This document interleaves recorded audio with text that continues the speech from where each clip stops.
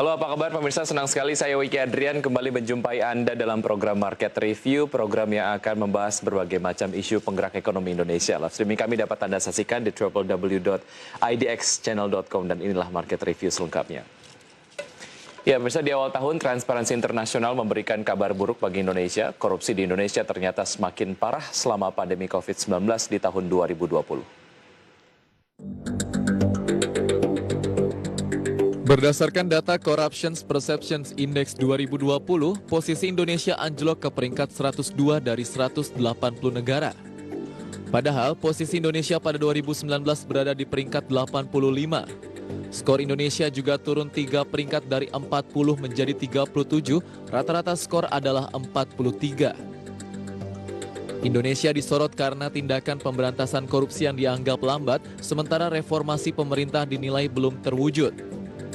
Dalam laporannya, Transparency menilai di Asia, negara-negara kunci seperti India, Indonesia, dan Bangladesh mengalami progres lambat dalam usaha-usaha anti korupsi dengan beberapa komitmen pemerintah untuk reformasi masih belum terwujud secara efektif. Perilaku korupsi saat pandemi COVID-19 dianggap berdampak buruk pada respons COVID-19. Tidak hanya itu, korupsi saat pandemi itu tapi juga berkontribusi pada berlanjutnya krisis demokrasi. Korupsi juga marak terjadi di lingkungan dunia usaha. KPK mengidentifikasi setidaknya ada 7 jenis tindak pidana korupsi, yakni kerugian keuangan negara, suap-menyuap, penggelapan dalam jabatan, pemerasan, perbuatan curang, konflik kepentingan dalam pengadaan, dan gratifikasi. Berdasarkan data tangkapan KPK selama 2014 hingga 2018, pelaku korupsi dari sektor swasta menempati peringkat kedua dengan jumlah tangkapan mencapai 238 orang. Berbagai sumber untuk IDX Channel. Ya, pemirsa, untuk membahas tema kita di paruh pertama di Market Review sudah terhubung melalui aplikasi Zoom Mas Agus Sunaryanto, peneliti dari Indonesia Corruption Watch. Selamat pagi, Mas Agus. Selamat pagi, Mas Wiki. Ya, apa kabar, Mas Agus? Baik, alhamdulillah baik. Ya, semoga kita sehat selalu ya, Mas Agus ya. Baik, Mas Agus, sebelum kita membahas mengenai bagaimana sebetulnya ataupun seberapa rapuh lah dunia usaha kita terhadap praktek korupsi yang modusnya adalah penyuapan dan lain sebagainya. Saya kemudian ingin mendapatkan komentar dari Mas Agus sendiri mengenai apa yang sudah disampaikan oleh Transparansi Internasional mengenai praktek korupsi di Indonesia lebih parah pada saat pandemi COVID-19, specifically di tahun 2020. Tanggapan Anda seperti apa, Mas Agus? Ya, memang situasinya karena di tengah pandemi ya, ketika terjadi social distancing ini juga akan berpengaruh karena pada prakteknya memang pengawasan akhirnya menjadi sangat melemah gitu. Nah, sedangkan kebijakan-kebijakan pemerintah itu lebih pada eksekutif heavy, di mana semua inisiatif lebih banyak dilakukan oleh pemerintah, padahal kita punya banyak instrumen-instrumen atau institusi juga yang bisa sebenarnya berkolaborasi dengan pihak eksekutif untuk melakukan pencegahan termasuk dalam program pengawasan. Misalnya saja kita kan punya ombudsman, kita punya komisi pemberantasan korupsi, kita punya komisi informasi publik gitu ya. Termasuk peran-peran DPR menurut saya juga bisa dioptimalkan. Tapi kalau kita lihat sejak awal pandemi, tepat kurang lebih setahun sejak Maret 2020 ya, ketika pertama kali kasusnya muncul, itu kan inisiatif memang banyak dilakukan oleh pemerintah. Saya memahami bahwa dalam situasi seperti itu, di mana pemerintah sepertinya juga agak gagap ya ketika terjadi pandemi COVID-19, karena memang kan sejak awal selalu menganggap remeh dalam tanda kutip. Ketika tahun 2019 pertama kali muncul di Wuhan, kita masuk di tahun 2020, pemerintah masih menganggap bahwa nggak mungkin virusnya masuk ke Indonesia karena birokrasi kita rumit. Jadi ada joke-joke seperti itu gitu. Nah, itu yang pada akhirnya ketika benar-benar pandemi masuk, kita kebingungan, sebenarnya pemerintah kebingungan harus melakukan apa. Sehingga koordinasi antar lembaga untuk melakukan upaya-upaya pencegahan itu tidak dilakukan secara optimal, sehingga Baik.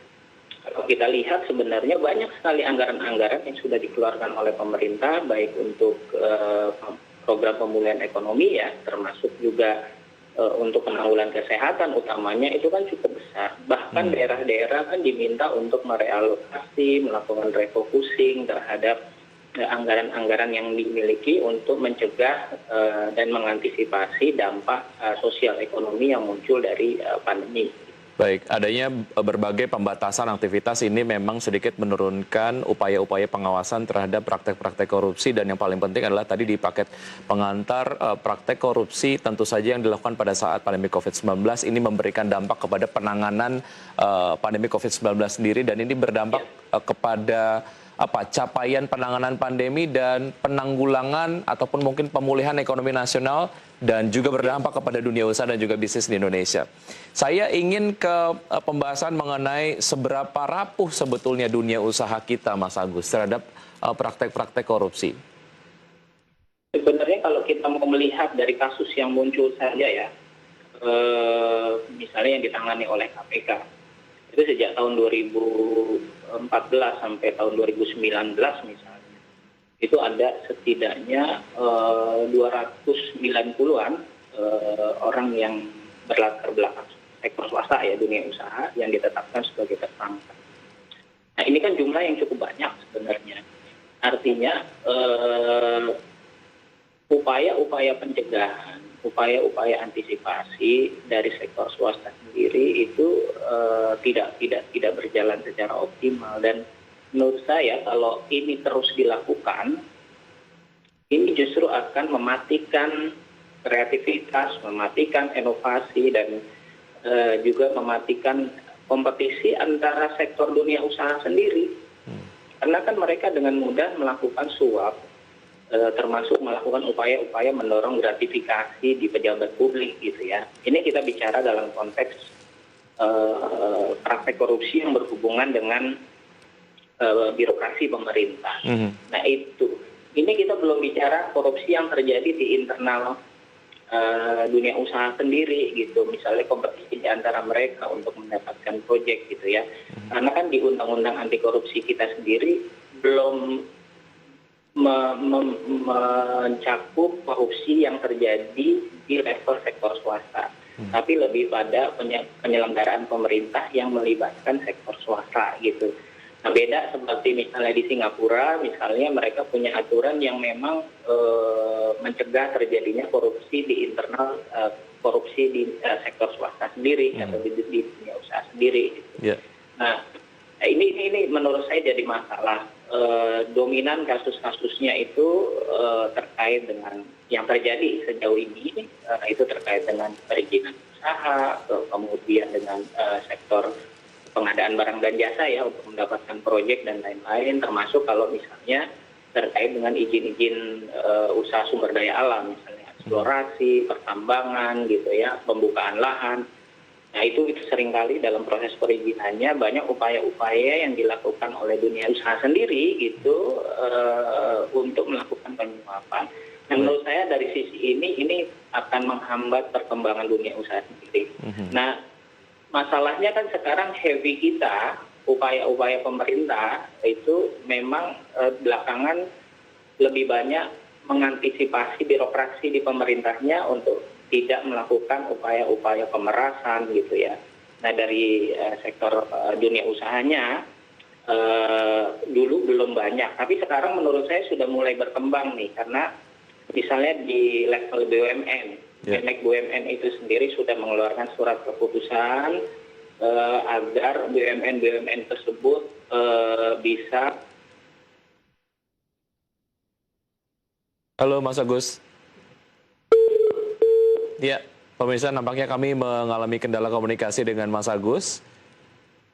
Kami akan mencoba menghubungi kembali Mas Agus Sunaryanto, peneliti dari ICW, masih membahas mengenai dunia usaha di Indonesia dan juga pusaran kasus korupsi. Usaha jeda berikut ini kami akan lanjutkan, tetap di Market Review.